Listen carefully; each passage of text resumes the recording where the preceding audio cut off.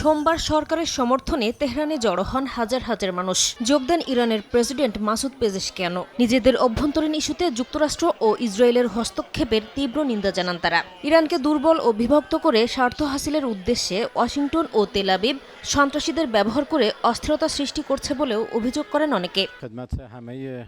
এদিন ইরানের পররাষ্ট্রমন্ত্রী আব্বাস আরাকচি যুক্তরাষ্ট্রকে সতর্ক করে বলেন, ওয়াশিংটন পরীক্ষা করতে চাইলে যুদ্ধের জন্য প্রস্তুত রয়েছে তেহরান।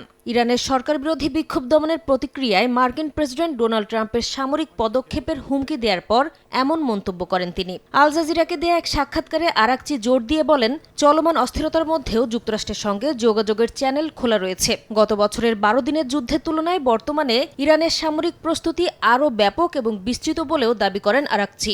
একই সঙ্গে ট্রাম্প প্রশাসনকে সঠিক পথ বেছে নেয়ার আহ্বান জানান তিনি। নরওয়ে ভিত্তিক মানবাধিকার সংস্থা ইরান হিউম্যান রাইটস জানিয়েছে, সহিংসতায় শত শত বিক্ষোভকারী নিহত হয়েছেন। যুক্তরাষ্ট্র ভিত্তিক HRAN বলছে 10,000-এর বেশি বিক্ষোভকারীকে গ্রেপ্তার করা হয়েছে। ইরান সরকারের দাবি, বিক্ষোভকারীদের হামলায় নিরাপত্তা বাহিনীর বহু সদস্যও নিহত হয়েছেন। যদিও আন্দোলনকারীদের হতাহতের সংখ্যা প্রকাশ করেননি পেজেশকিয়ান প্রশাসন। চলমান অবস্থায় গেল বৃহস্পতিবার থেকে দেশটিতে ইন্টারনেট সেবা প্রায় বন্ধ অবস্থায় রয়েছে বলে জানিয়েছে নেটব্লকস।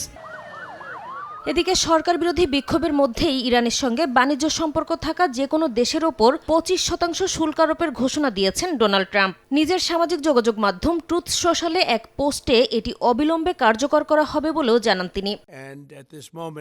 ইরান ইস্যুতে সম্ভাব্য গোপন ও সামরিক পদক্ষেপের নানা বিকল্প সম্পর্কে প্রেসিডেন্ট ডোনাল্ড ট্রাম্পকে অবহিত করা হয়েছে। যুক্তরাষ্ট্রের প্রতিরক্ষা দফতরে 2 কর্মকর্তার বরাতে এ তথ্য জানিয়েছে CBS নিউজ।